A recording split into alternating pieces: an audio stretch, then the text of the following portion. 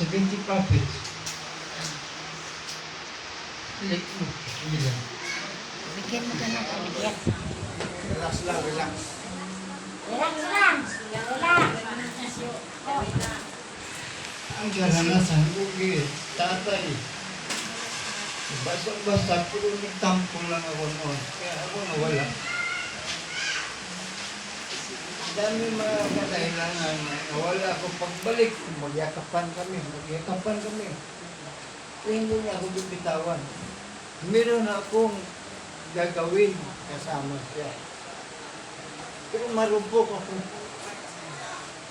Hanggang sa muli na nagdamdam na naman ako. Umalis ako. 20 years ako nawala. 20 years. Pero ang puso ko, nag-preach sila sa Liwala Buli sa Cebu. Andyan ako, nakikinig ako lagi. Makisali ako, sasagot ako sa mga taong sa bakuro. Ang dami ko na debating mga kontrabida sa kingdom. Hindi sila panalo sa akin. Hindi naman kasi ang sakripisyo ko, hindi ko binibilang yun. Mula sa punot, sa Malibago, hanggang sa gabi-gabi ako nagturo, nagsulat, nag-translate ng preaching para Tagalog ng 1982. Hindi ko binaba, yung pamilya ko sa Dumaguete, iniwan ko. Dahil sa Pinose ako nagtrabaho. Devoted ako sa kingdom. Yun lang. Marupok ako. Tinablan ako ng tuklo. Sabi nila, ako daw ang nakadalayo ka ng bagitin yung mga bagay mo yung pahina sa akin. Lumipas na yun. Ngayon,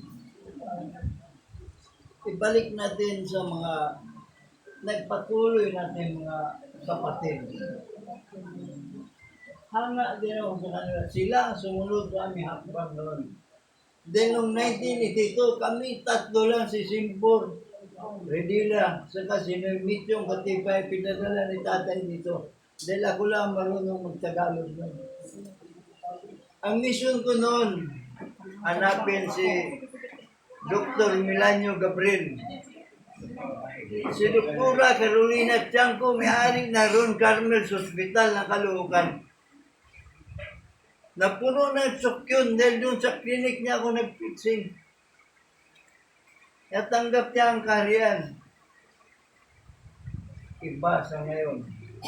Kami noon, nakarating kami ng Caloocan. Subaybayan namin yung LRT. Hindi kami pwedeng kumain. Sa bahay lang. Bayabas. Nakain ko yung bayabas. Sampol. Manghilot kami noon. Hindi kami patanggapin ng pera. Matindi. Pero bukal sa kaluban natin tinanggap yun din. Papil yan ginagampanan mo para sa'yo. Balik ko sa panahon ng pagka-convert ko sa kingdom. Napasyal si Haring Binasyo doon sa amin. May preach sila si Haring Bago. Nakikinig ako. Pumasok sa puso. Dito sa isip. Ang power. Mula noon, tinanong ko sila saan kayo tumutulog sa Mangnao. The following day, nilagnat mo na gusto talagang yung country ko nanginginig. Nanaginip ako ng Biblia.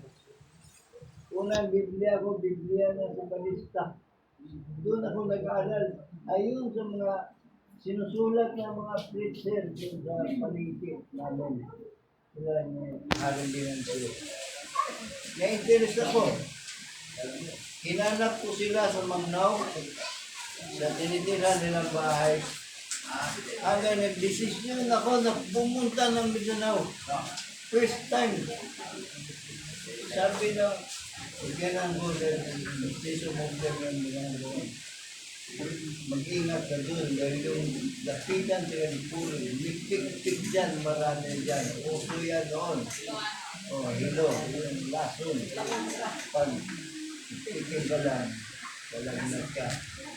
Naranasan ko yan, doon ako nag-graduate yung ano, pastor yun. To make the story short, itong samahan natin kariyan. Marami akong narinig, nakita ang haligi ng kaharian, maraming marupok. May nadinig ako, nag-live sa radyo, propeta daw siya, may espiritu siya ng katotohanan. Abay, tinanong ko, isang tanong lang, nagalit. Kasi sapaw ng ginawa niya eh. Ang mga apostoles at propeta niya, mga kasamahan din sa kingdom. Puro ko may kilala. Eh kung propeta ka nga, sabi ko sa chat ko sa kanya, propeta ka, nahulaan mo lahat. Isang tanong ko sa iyo, sa 12 apostoles, sino doon tunay na kapatid ni Kristo? Sino ang pinsan ni Kristo doon sa 12? Aba, inaaway ako. Sabi niya, hindi ko nag-aaral ng Biblia. Ba't mo ko tanongin ng ganyan?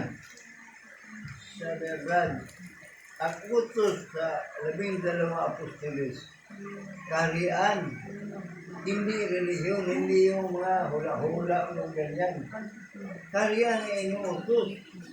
40 days and 40 nights bago umakyat si Kristo, nakasalamuha na yung mga apostoles. Inutos niya doon ng hope, faith, and love. Kailangan mag-ibigan kayong lahat. Walang sapaw. Yung bang tinuruan ni Pedro, sinuot ba ni Pablo? Wala. Napunta sila sa iba't ibang mga bansa. Bawal sana yung hintil, hindi pa sa Jerusalem. Tinatawag na hintil yun noon. Pagkatapos na naman makumplito na 12 apostoles, pinapangara na sila sa ibang bansa. Ano bang itinuro? Ibang tinuro ni Manalo? Na iglesia ni Manalo? Gingharian, kaharian ay ipatayo. Ngayon kung tarantado yung 12 apostoles, ilang taon din nang nangaral yun. May na-convert silang Grigo, si Lucas, isang doktor. Matalino yun. Pati si Pablo matalino dahil mayaman ang lahi ni Pablo. Dapat nagtayo na ng sariling kaharian si Pablo. Nagtayo na sila noon ng sarili ng relihiyon.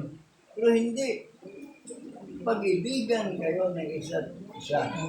Huwag mo siraan yung kapatid mo. Dahil parang sarili mo yan. Na masaktan din pag sisiraan mo. So yan ay pinahayag ko sa mga bata-bata na hari. Yan ang narinig ko na nasasaktan din ako. Alam nyo siguro kung sino yung mga tao ngayon. Kasi ang feedback namin sa akin, galing din lapitan eh. Susumbong sa akin, galing lapitan. Ari, ito, ganyan ko sila, ganyan sila. Pakin nila yan na magiging kontrabida sa akin. Marami kayong bida. Magsusumikap na tayo hindi magkasala. Partikel sila sa drama, merong kontrabida, merong bida ang drama ng kaharian ng Diyos. Ang direktor, sumalahari, pinunong siya ng Diyos. Di, ito na lang ang habaan ba? Dahil, Sakit ba? Sakit na? at maraming salamat sa inyo. Muli, ako si Timoteo Totok na Yuday. Ang bahay ko malapit sa Sentral na Iglesia ni Cristo.